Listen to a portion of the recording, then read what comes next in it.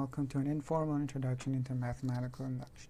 Now let's say you wanted to build a house on a piece of land that you own. So here's your piece of land and you want to build a house on top of it. Now the key to any house is a solid foundation.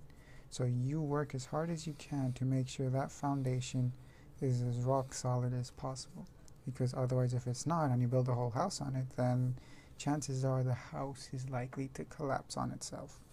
Similarly, in induction, when you're constructing a proof model, you want to make sure its foundation, in other words, the base case, is rock solid. So in other words, it's always true and it will not budge. So let's say after doing all that hard work, making that foundation for your house, you're pretty tired because it was a pretty tiring task and you just don't want to go through that process again for the whole house. So let's say you hire a construction company to do it for you.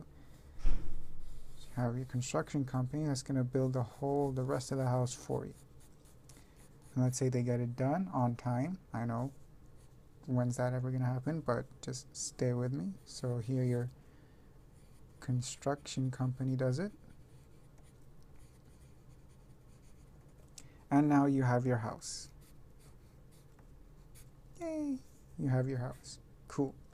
So let's say in a couple of months' time or even a couple of years' time, doesn't matter, you want to build on top of that house. So what you're left with is a foundation that you know for sure that's rock solid because, well, you did it and you wanted to make sure that your house wouldn't collapse.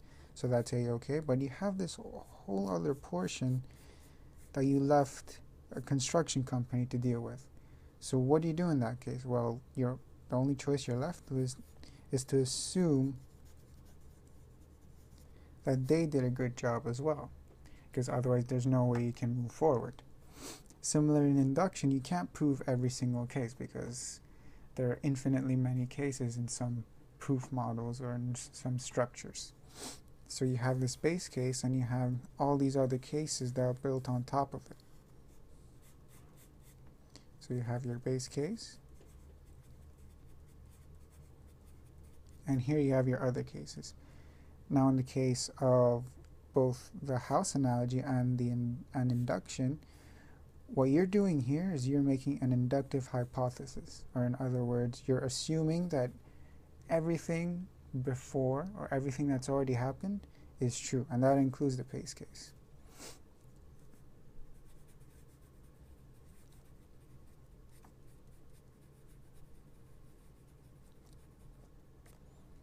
So there, you've assumed everything is true and you want to build on top of it. Now, in order to build on top of it, what you're essentially doing is you're creating an inductive case. Now, this inductive case uses your inductive hypothesis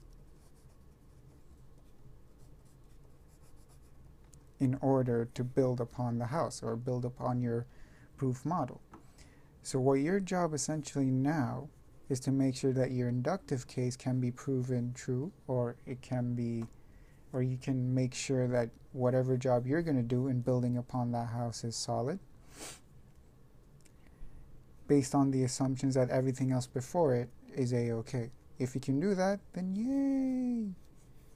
You built something on your house and everything's all good to go. But if it turns out that your assumption was wrong, then there's nothing you can really do. I mean, it was out of your control. So in a nutshell, mathematical induction is creating a proof system or creating a proof model that has one definitive, just put this here, one definitive base case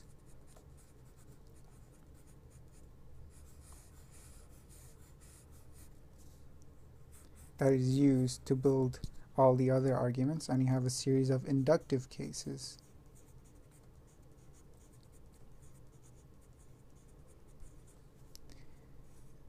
in which each inductive case uses the previous levels or the inductive hypothesis